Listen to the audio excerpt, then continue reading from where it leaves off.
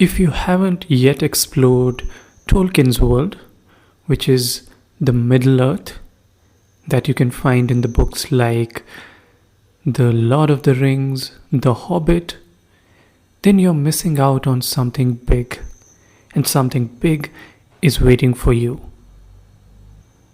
This huge fantasy world deserves your attention. And I'm sure there will be some of you who would have watched the movies, but I would still suggest that you have to read the books. And there are some people out there who get discouraged when they see the size of this book, The Lord of the Rings. And for those people, and everybody else in fact, I would say start with The Hobbit. It was meant to be a children's story, but it got so popular among everybody that it became what it is today, an epic in itself. So you should start with The Hobbit, and you will see what a wonderful world Tolkien has created. It's an entirely different world, entirely different people and other creatures.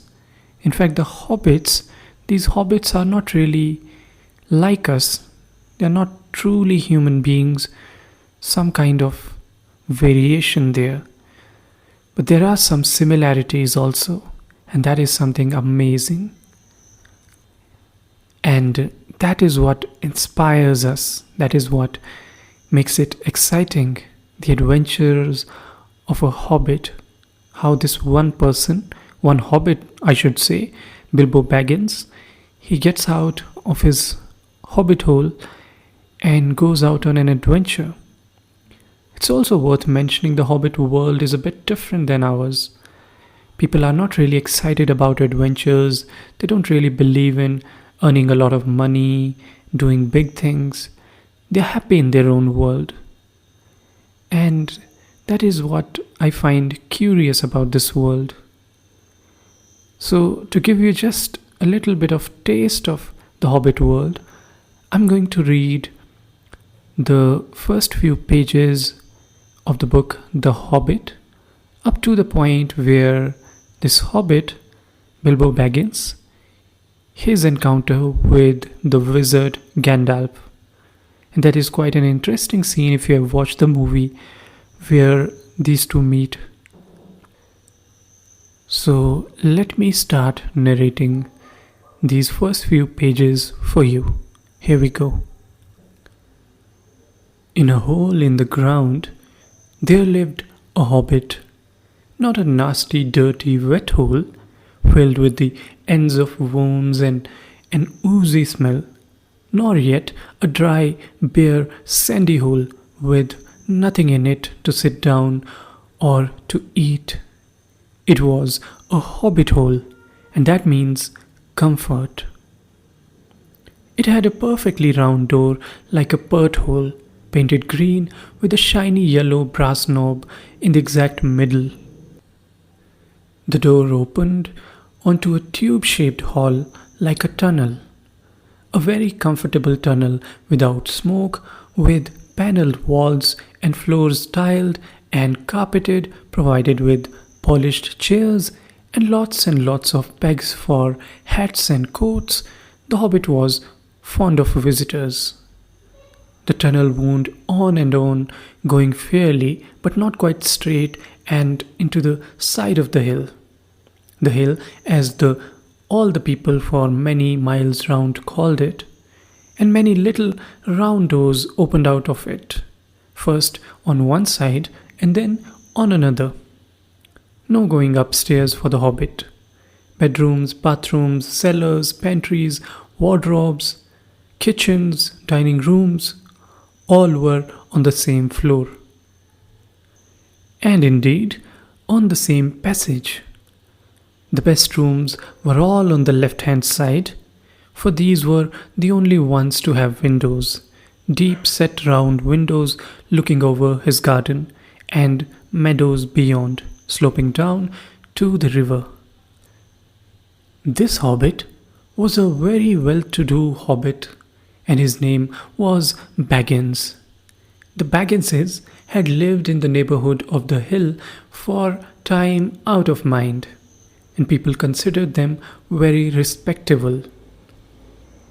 Not only because most of them were rich, but also because they never had any adventures or did anything unexpected.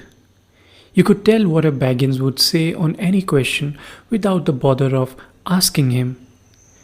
This is a story of how a Baggins had an adventure and found himself doing and saying things altogether unexpected. He may have lost the neighbor's respect, but he gained, well, you'll see whether he gained anything in the end. The mother of our particular hobbit. What is a hobbit? I suppose hobbits need some description nowadays, since they have become rare and shy of the big people they call us. They are or were a little people, about half our height and smaller than the bearded dwarves. Hobbits have no beards. There is little or no magic about them, except the ordinary everyday sort which helps them to disappear quietly and quickly when large stupid folk like you and me come blundering along, making a noise like elephants which they can hear a mile off. They are inclined to which they can hear as something fat in the stomach. They dress in bright colors, chiefly green and yellow. Wear no shoes because their feet grow natural, leathery soles and thick warm brown hair like the stuff on their heads. Have long, clever brown fingers, good-natured faces and laugh deep fruity laughs, especially after dinner, which they have twice a day when they can get it. Now you know enough to go on with. As I was saying, the mother of this hobbit, of Bilbo Baggins, that is, was the famous Belladonna Took, one of the three remarkable daughters of the old Took, head of the hobbits who lived across the water, the small river that ran at the foot of the hill. It was often said in other families that long ago one of the Took ancestors must have taken a fairy wife. That was, of course, absurd, but certainly there was still something not entirely hobbit-like about them, and once in a while members of the Took clan would go and have adventures. They discreetly disappeared and the family hushed it up, but the fact remained that the Tooks were not as respectable as the Bagginses, though they were undoubtedly richer. Not that Belladonna Took ever had any adventures after she became Mrs. Bungo Baggins. Bungo, that was Bilbo's father, built the most luxurious hobbit hole for her, and partly with her money that was to be found either under the hill or over the hill or across the water, and they remained to the end of their days. Still, it is probable that Bilbo, her only son, although he looked and behaved exactly like a second edition of his solid and comfortable father, got something a bit queer in his makeup from the Took side, something that only waited for a chance to come out. The chance never arrived until Bilbo Baggins was grown up, being about 50 years old or so, and living in the beautiful hobbit hole built by his father, which I have just described for you, until he had in fact apparently settled down immovably. By some curious chance, one morning long ago, in the quiet of the world, when there was less noise and more green, and the hobbits were still numerous and prosperous, and Bilbo Baggins was standing at his door after breakfast, smoking an enormous long wooden pipe that reached down to his woolly toes, Gandalf came by. Gandalf, if you had heard only a quarter of what I have heard about him, and I have only heard very little of all there is to hear, you would be prepared for any sort of remarkable tale. Tales and adventures sprouted up all over the place wherever he went, in the most extraordinary fashion. He had not been down that way under the hill for ages and ages. Not since his friend the old Took died, in fact, and the hobbits had almost forgotten what he looked like. He had been away over the hill and across the water on business of his own since they were all small hobbit boys and hobbit girls. All that the unsuspecting Bilbo saw that morning was an old man with a staff.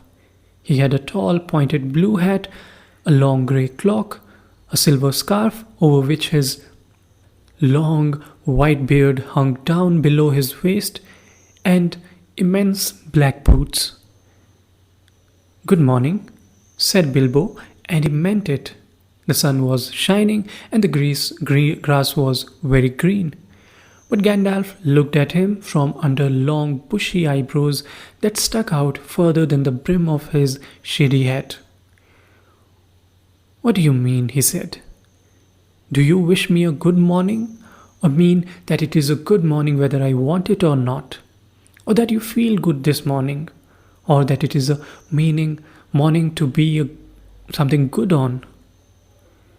"All of them at once," said Bilbo, "and a very fine morning for a pipe of tobacco out of doors into the bargain. If you have a pipe about you, sit down and have a fill of mine." "There is no hurry. We have all the day before us."